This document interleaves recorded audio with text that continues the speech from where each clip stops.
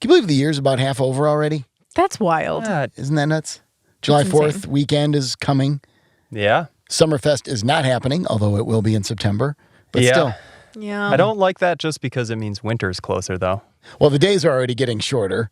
So that's a nice kick in the... Oh, you What a sound like positive my way to start father this when you say that. episode. I know. I need something. I need some sunshine. Yeah. We need something. We need to add something because something's been taken away from us, which is Summerfest in half of the year.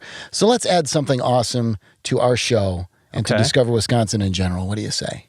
Let's do it. Let's do that. What's your idea, Eric? Hey, look. We found... Did we find a new friend? A new friend of Discover Wisconsin? Indeed it is. Allow us to introduce our new Discover Wisconsin co-host and our guest on the cabin. Her name is Alex Wehrley, and you will find out more about her and hidden gems in suburban Milwaukee next.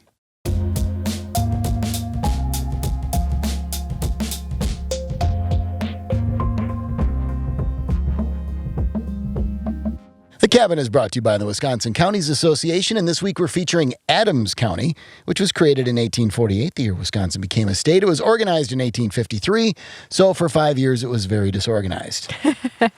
So it was supposedly named in honor of the second president of the United States, John Adams. Could have been the fourth, John Quincy Adams, his kid. Supposedly. That's what it says here in the script. Oh, okay. So I'm going with it.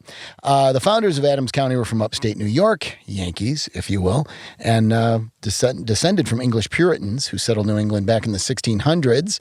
And really, it's a beautiful place. The county seat is called Friendship. So it's a friendly county. Oh, very nice. It's the most Midwestern nice thing I've ever heard. Isn't it, though? Oh, geez. And just north of Friendship, great state park called Rocha Cree. It's right along Highway 13. And Rocha Cree means screaming rock. There's beautiful trails there. Now, a lot of the land in Adams County is fairly flat, but there are some huge outcroppings and rock formations. Rocha Cree is one of them. The Native Americans hung out there. They drew on all the rocks. Petroglyphs is what they're called. You can explore those on the trails and climb about 300 feet to the top of the mound. You get a gorgeous view of all of your surroundings. So highly recommend Rocha Cree State Park in Adams County. Love it. We love a good Adams County. And the cabin is also presented by... Oh, that's on the computer. Okay. Oh, boy. I should have a towel for this one. Here we go.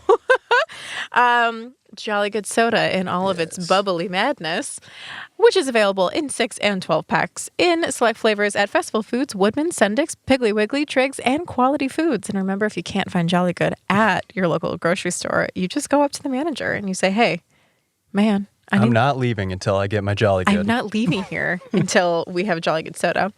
Having major Karen flashbacks every time you say that. Oh, that's terrible. Oh, my God.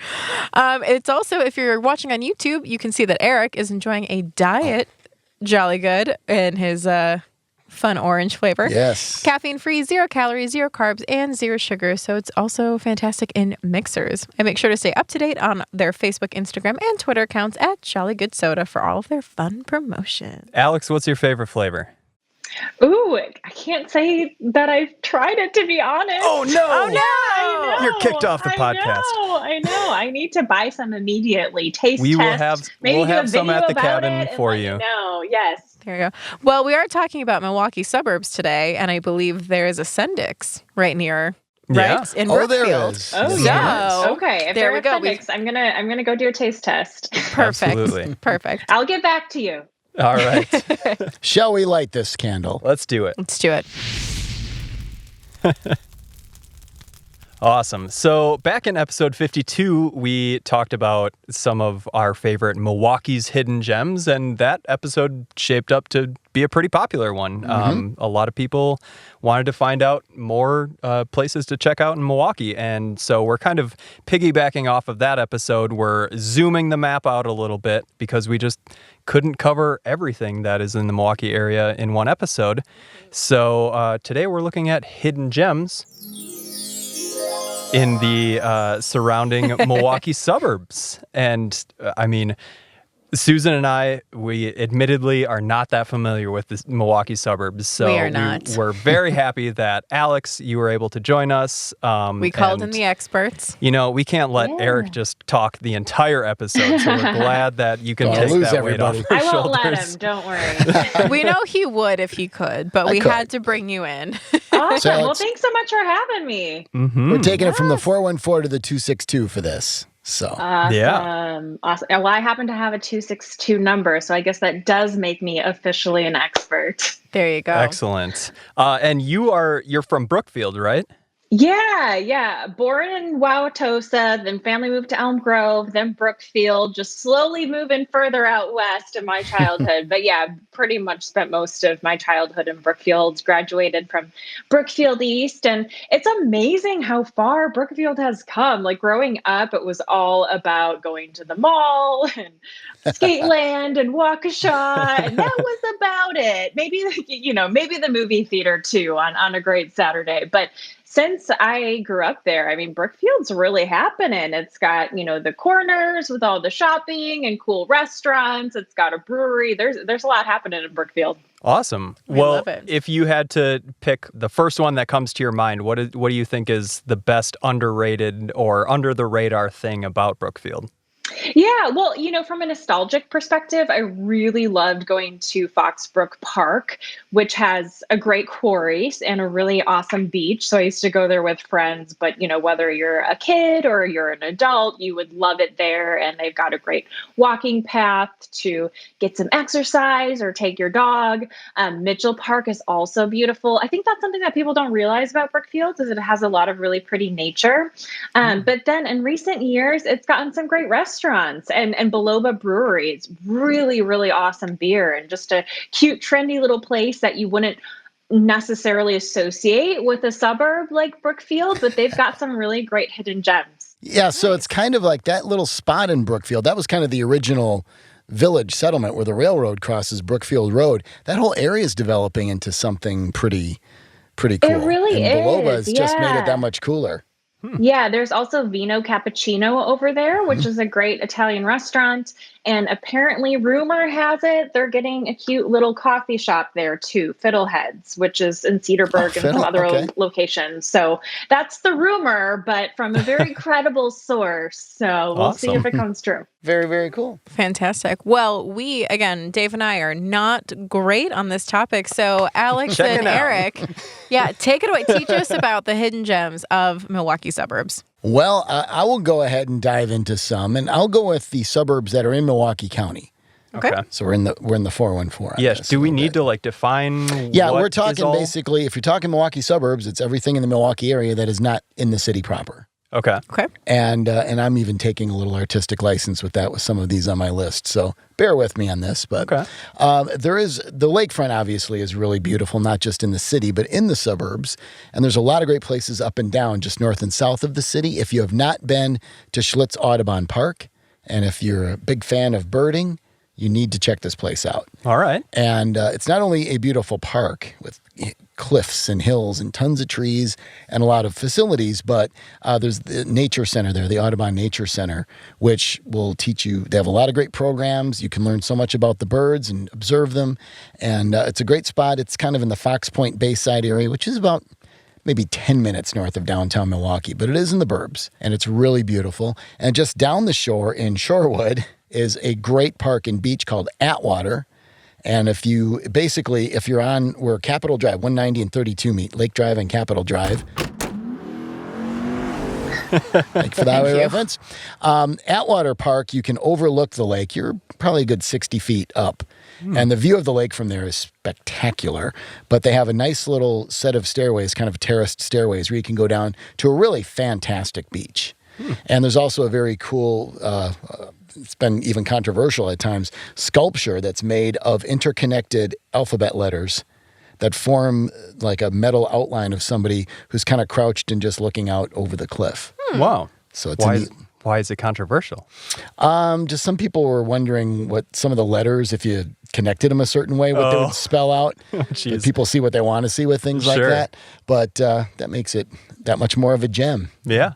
People are interested in that. So Awesome. So Alex? one more that I'll add to North Shore, north of Milwaukee proper, is Lion's Den, which is in Grafton, which Yep. is very similar description. You know, you kind of are up on a cliff and you see this magnificent view of Lake Michigan, but there's some really great trails. So definitely recommend that for the hiking enthusiasts. Yeah, that one's might be the best when the weather's cooperating because you're about 100 feet high. Yeah. And so your view, you can almost see to downtown Milwaukee, but you can see out to Port Washington along the coast. And the cliffs there are that much more dramatic. So on a sunny day, you take pictures, people think you're taking pictures in California. Yeah, It it's looks really that- magnificent. Yeah, Mm-hmm. good choice. I will go south of the city now, and we're going to stick along the lake for a little bit here, but South Milwaukee, and I know it well. My grandparents lived there. My mom grew up there. Grant Park and Beach. If you haven't been there. Fantastic. Love it.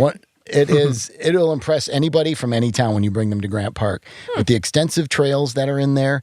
And there's a creek that runs through there that leads down. If you follow down there to the beach, beautiful big sandy beach.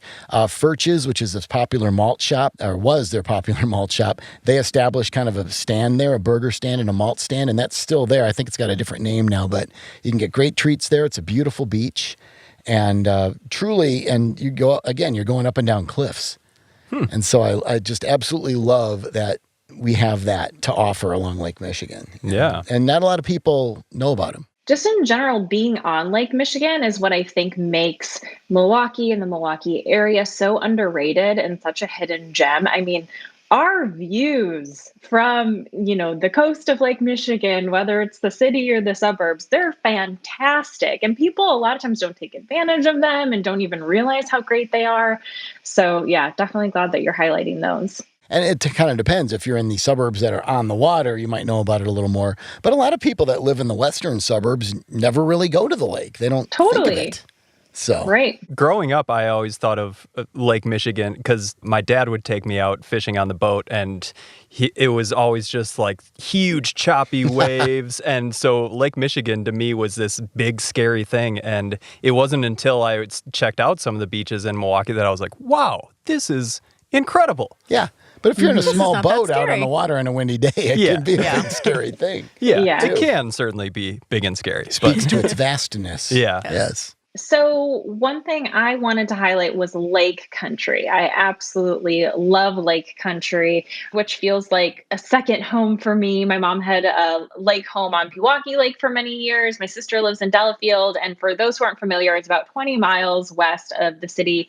And it feels like you're in a resort town when you're in these various areas. So many lakes for boating, but even if you're not boating, they have really cute main streets. Pewaukee, Oconomowoc, and Delafield come to mind, where they have beaches and then cute restaurants, and you can check out restaurants right on the lake. A few that come to mind are Fooleries on Okauchee Lake. Let's see, what else? Seasters on Pewaukee Lake. Eric, I know you frequent lake country. What am I missing? Where did I run into you at brunch? Oh, Golden Mast. Yes. Golden Mast right on Okauchee Lake, which, yes, is the go. It was Mother's Day that we ran into Yes. each other. And that is the go-to spot for Mother's Day and Easter. They have an incredible all-you-can-eat buffet. A beautiful place too. I mean, just the restaurant itself, absolutely gorgeous. And it's so much lake frontage. It's just perfect for, to me, that's the quintessential place to really experience what lake country German feels like. restaurant owned by the Weisgerbers, very famous family in the restaurant business in the Milwaukee area. Awesome. Lovely. Yeah, lake country is fantastic. It basically goes from Pewaukee west to Oconomowoc. It's probably about, 15, 20 miles east to west. And just a lovely area. I lived in Oconomowoc as a kid too, and just loved it. And then actually, I'll keep it in Waukesha County. If you go south of lake country a little bit on 83, you're going to run into a little charming main street called Genesee Depot, which has some cool art, a lot of little art. There's an art studio or two. There's a little place where you can enjoy some wine. There's a great restaurant called the Union House, some cool old bars. And that's kind of redeveloping into even more. But right next door to Genesee Depot on the west end of it is a National Historic Landmark called 10 Chimneys, which was the home of Alfred Lunt and Lynn Fontaine, who were famous on basically stages. Stars of stage and screen. It's a good thing I'm not in broadcasting, right? Sure. Jeez. Anyway, so they were legendary, and their home was beautiful. It had 10 chimneys, hence the name. And you had guests from everywhere, from Hollywood to Broadway, who would come to southern Wisconsin and stay with them. Wow. And there are just legendary stories. Much was consumed there. Yeah, some good parties probably. You can tour the home and check out all kinds of the accoutrement and the land and the stories and take it all in. 10 Chimneys is a really beautiful place to visit. Awesome. We'll throw it back to you, Alex. So fresh in my mind is Cedarburg, because I just filmed a Discover Wisconsin episode, or segment, I should say, this past Sunday. So Cedarburg definitely is worth mentioning because it's so cute and charming and historical. I would say that is really what differentiates Cedarburg from the other suburbs is its history, rich history, buildings from the 1800s, picture fieldstone and house-looking storefronts. Just, you feel like you're walking into Europe. I mean, it's just so quaint, and they have this main street that has anything and everything that you would ever want, from shopping to ice cream to a million like caramel apple shops. That must Amy's. be like people Yes. in Cedarburg must really love caramel apples. Dentists, Alex, love caramel apples. There you go. That must be it. Also, a ton of coffee shops and several wineries. Cedar Creek Winery in particular stands out to me. They have a really great Pinot Grigio, highly recommend. And Handon Distillery too. Oh, and I have to mention the brewery, Rebellion Brewery, Yes. right on the river, and the old Woolen Mills. historical Woolen Mill. Yeah, so that is definitely a must visit because it's so unique. They even have a shinery there. The Shinery, which sells moonshine, just relocated in Cedarburg. Wow. They were in a little spot right next to Cedar Creek in that little shopping complex, and they just opened on Washington Avenue just a couple doors down. And so we stopped in there one night, and you don't need much, but it's good stuff in Cedarburg. Nice. A couple of pizza places, too. Tommaso's. Yep. And, Sal's. I had a Sal's, slice that's the from other one, Sal's, yes. which was very good. Yep. Yeah, and anytime there's an event in Cedarburg, it's definitely worth checking out. But any random Saturday or Sunday, right? You walk the streets, there's just so much cool stuff there. Yeah, I've been there once, and it was for just a very brief trip, but it seemed like a very community-centric place. Like, if there were events going on in the park, like, everybody came out. Just really, quaint. And it's both charming place to visit for visitors, but it is its own town that everybody comes into and enjoys. And, so it's not just a tourism place, although it is great for people to come and visit.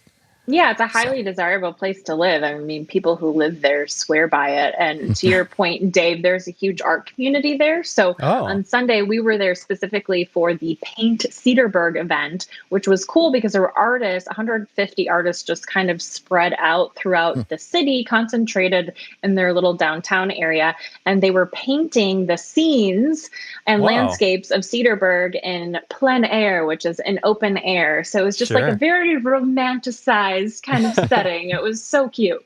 That sounds awesome. Nice. Yeah. Definitely a beautiful spot to check out. So I'm going to bring it back south into Milwaukee County and go to the village of Greendale, which is one of the few planned communities here in the United States.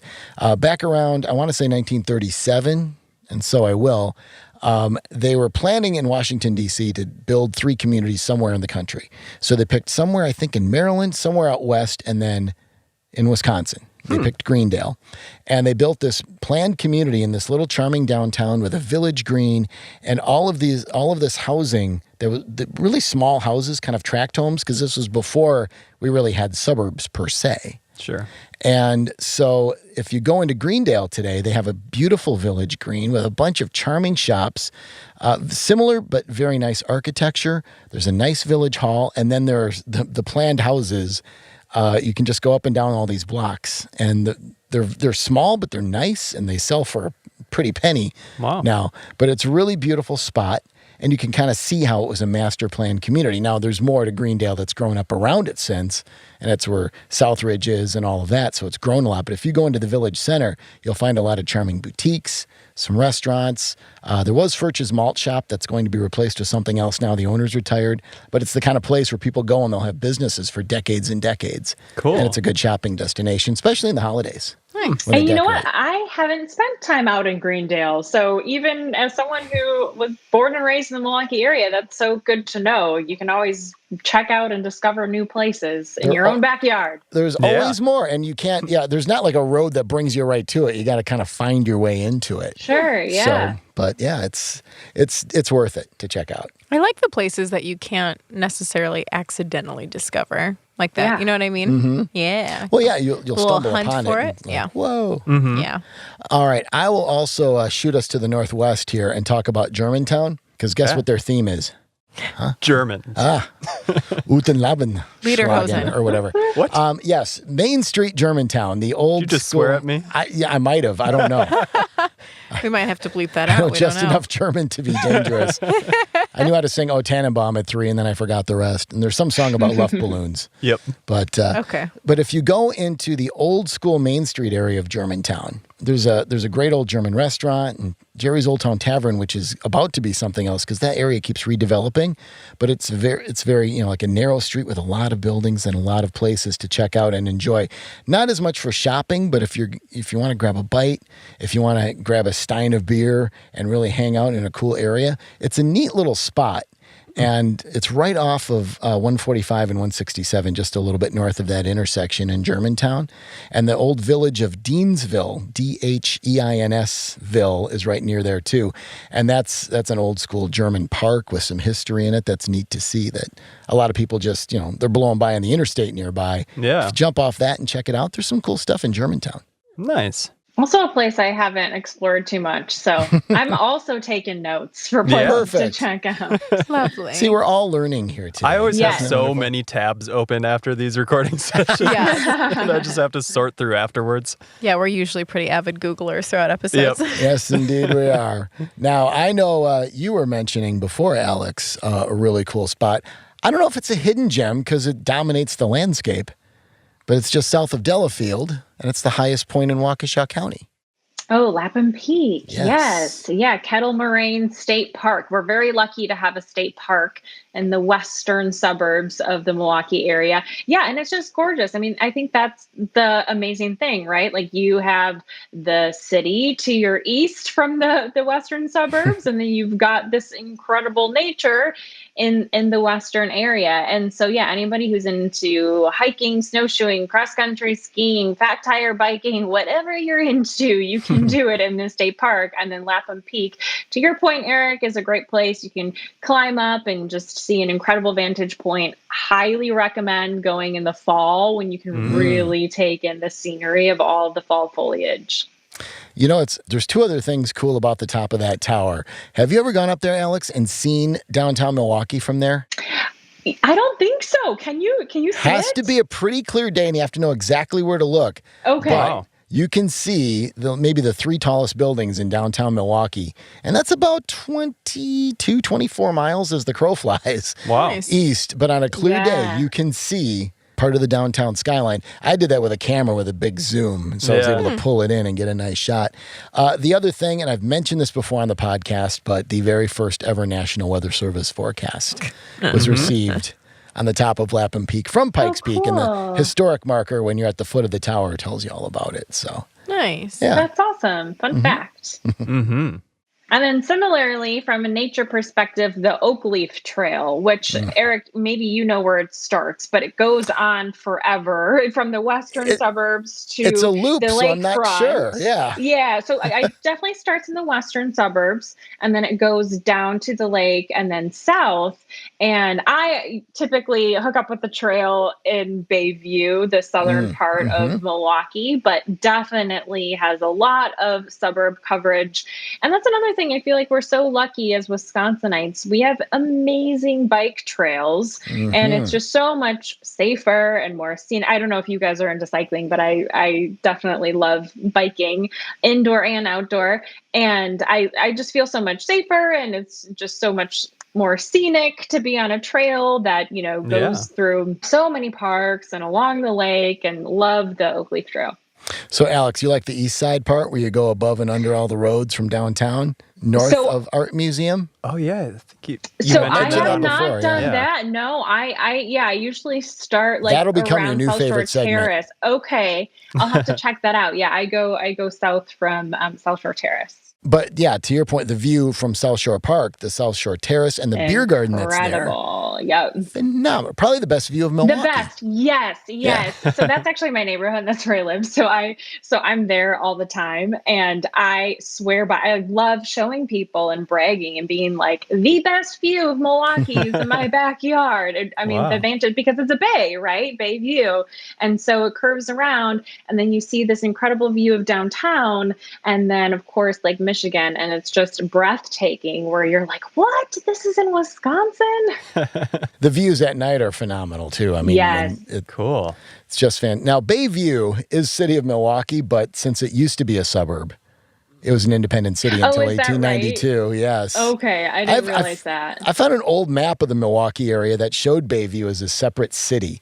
It was an 1888 map. I found it in Cape Cod, Massachusetts, of all places. Wow. At an antique shop.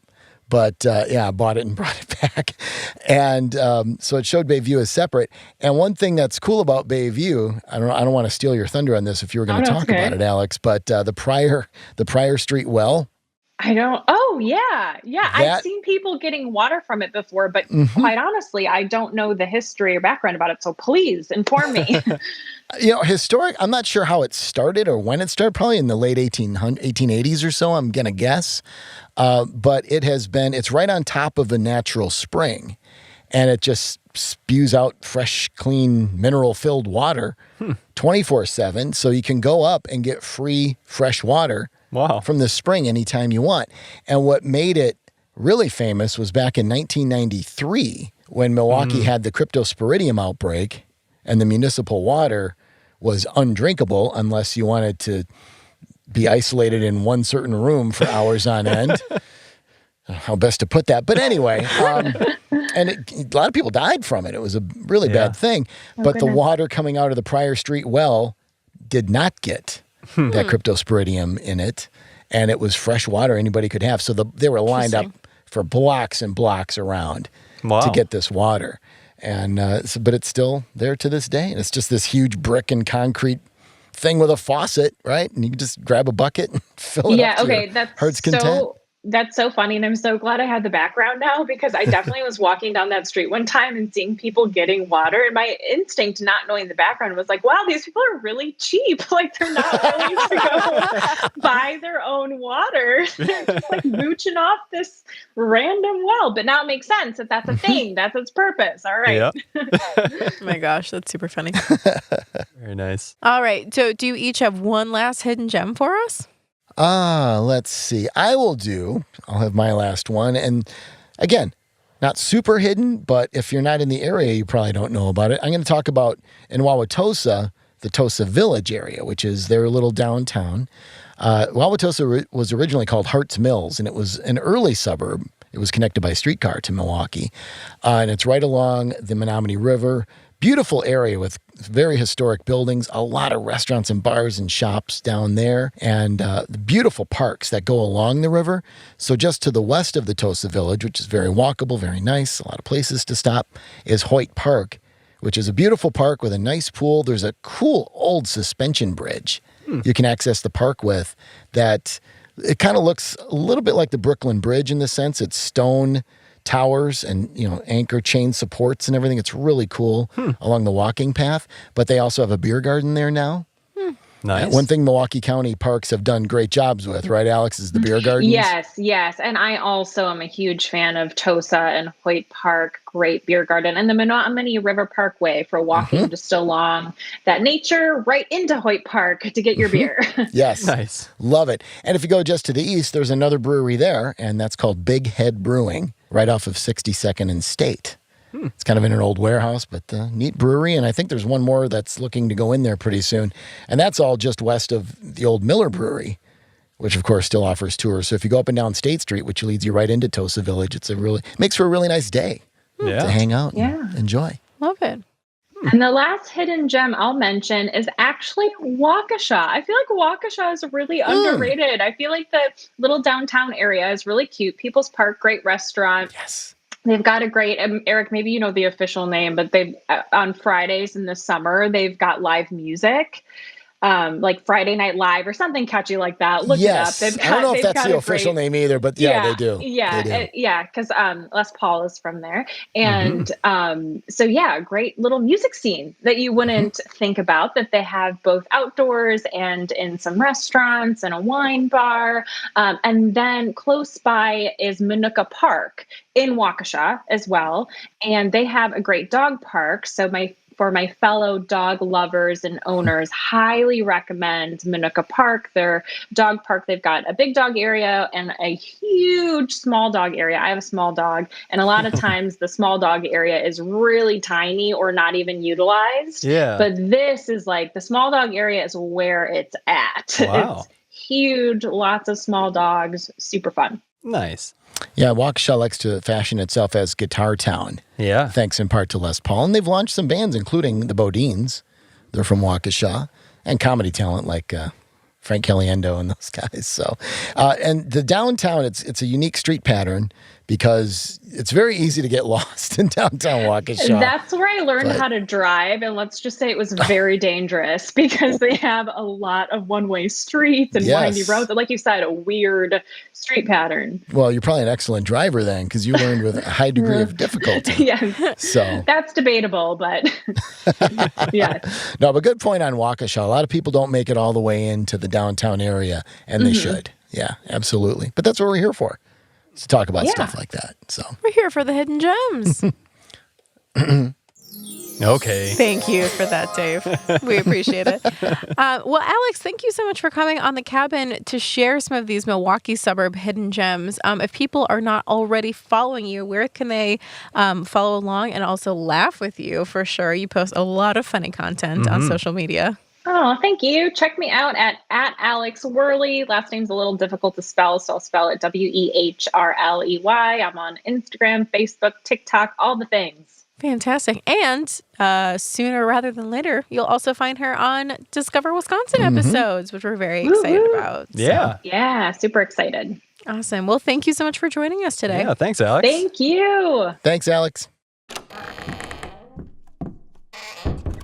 That was so fun. Yeah.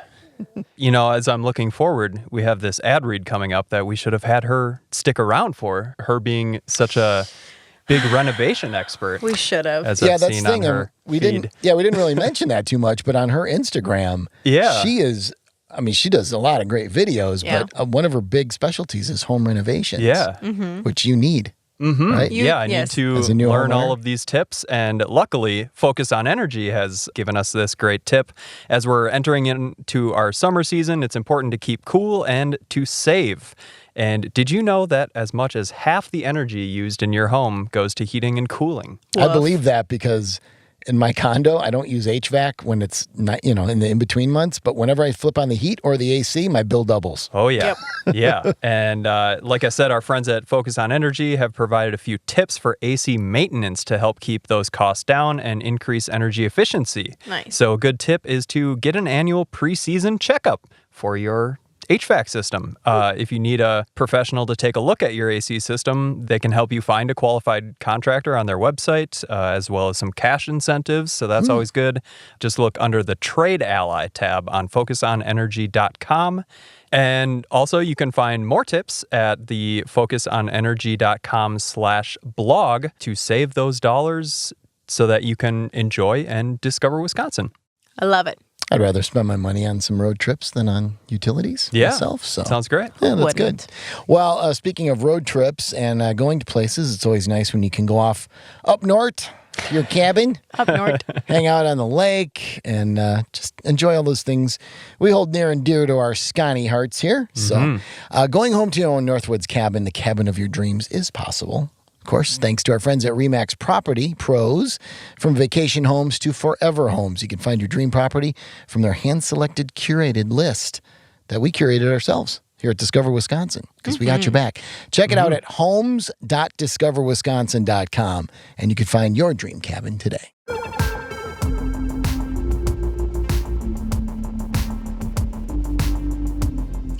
You guys, I'm so excited about this review because this review comes from YouTube. Hey! We love our YouTube fam. If you aren't watching us on YouTube and all of our fun, shining, smiling faces, I don't know what you're doing. You head over there. So this review is from Onyx L87. I hope I said that. Is that a new chemical element? It could be. Who knows? And Or a planet? Yeah. Could be. Love that name. It was regarding our video podcast for episode 72, which is Brewsconsin Part 2 with the Leinenkugels. And it reads, very interesting history and background on the Leinenkugels. I never knew there were so many flavors. Honestly, neither did we until that. I did. Okay, all right, Eric. Thank you so much for doing this. As a neighbor from the South, I'm so glad to learn so much about Wisconsin. I go to Oshkosh for 10 days every year during EAA Air Venture, which we are fans of here as well. Starts in a month. Less than a month now. It starts in less than a month. Yeah. I also love Lake Winnebago and all of the other places along Lake Michigan. Other than Oshkosh in July, Door County is the ultimate vacation destination for me. And I have to agree, of course. I hope to become a Wisconsin resident someday. Thank you again. And I always look forward to your next video and podcast. Well, That's nice. You'd be very welcome here, Onyx. Onyx L87. yeah, we can't wait for you to be a resident as well. So fantastic. Awesome. Well, make sure you're back next week because we are talking about one of our favorite subjects, where to find the most delicious Wisconsin eats. Ooh. Yes. Yes. Not uncommon for us to talk about. But We talk there's about a so lot of much food good and drink material here. with this. We're going to be talking about our favorite foodie finds. And we're going to be joined by one of Instagram's favorite food hunting couples, Jordan and Mike from the Midwest Munchers. Awesome. Today's episode of The Cabin was hosted by Eric Paulson, Dave Janis, and me, Susan Foch, with guest host of Alex Wehrley. Produced by me and Audio Dave, with video editing by Cooper Steele and social media by me and Courtney Haas. The Cabin is a production brought to you by Discover Media Works. To learn more, head to discovermediaworks.com and don't forget to leave us a review.